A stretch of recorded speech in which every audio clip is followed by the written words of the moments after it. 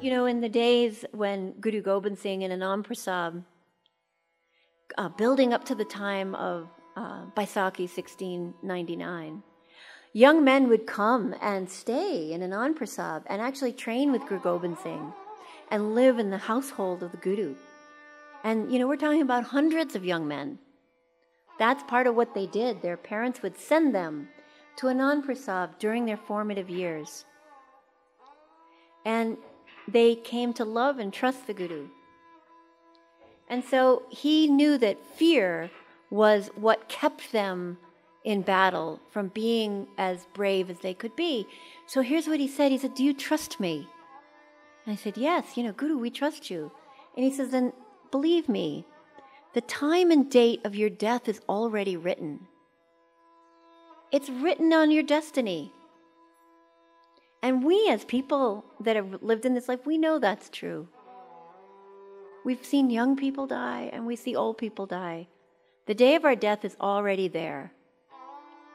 And he says, so if you believe this, he said, then what's there to be afraid of in fighting with me today in battle? If it's your day to die, you will die running away from the battlefield. And if it's not your day to die, then there's no sword that has been made that can take this life from you. So what is there to lose? And what is there to be afraid of? He said, come with me and let's fight today. And so they would, with that full knowledge that, yeah, today might be the day, but if it's not, it's not. And I have nothing to lose by joining this battle. And by doing that, he said that one Sikh could face 125,000 men. Because if one Sikh without fear, one man without fear, can face 125 men that are filled with fear. Because just that energy that he puts out puts the fear of death in them. Sava lakh ek ladau, tabhi Gobind Singh naam kahau.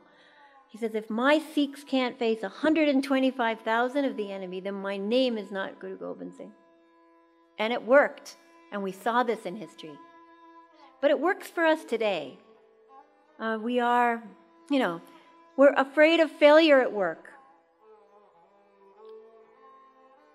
If we're going to fail at work, we're probably going to fail at work with or without a turban.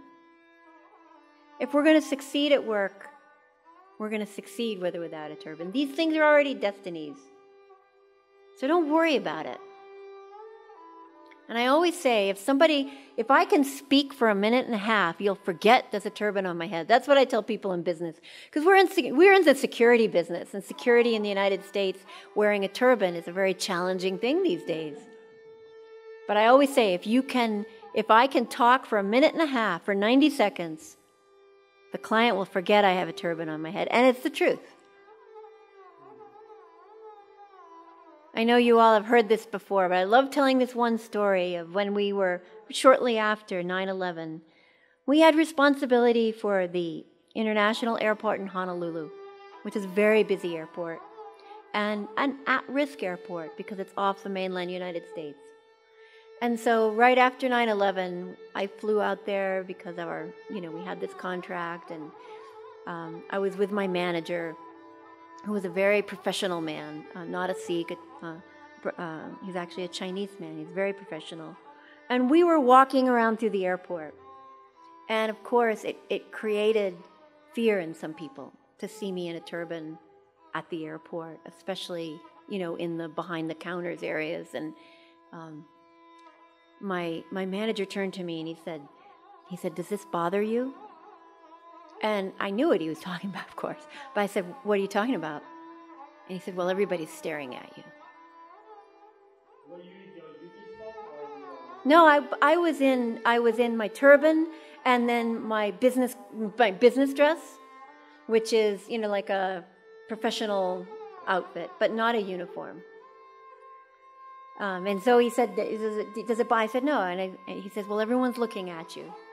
And I said, well, do you know why they're looking at me? And now he got really self-insecure. I'm his boss, and he didn't want to offend me.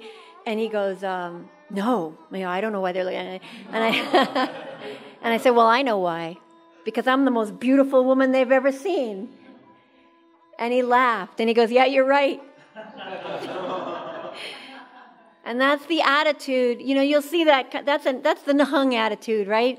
That kind of in your face, right there attitude. But if you can adopt that, that gives you that strength of Guru Gobind Singh to face any situation. I know who I am. And I know who my Guru is. And that gives me more power than any doctrine or any dogma or any technology. And when you really accept that, you can diminish those sounds, those voices in your head to tell you you are less than, that tell you you are not worthy. Let's work today to abolish those.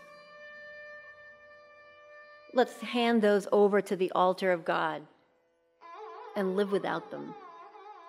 And in that way, free ourselves. Bujidande akhandang tej prachandang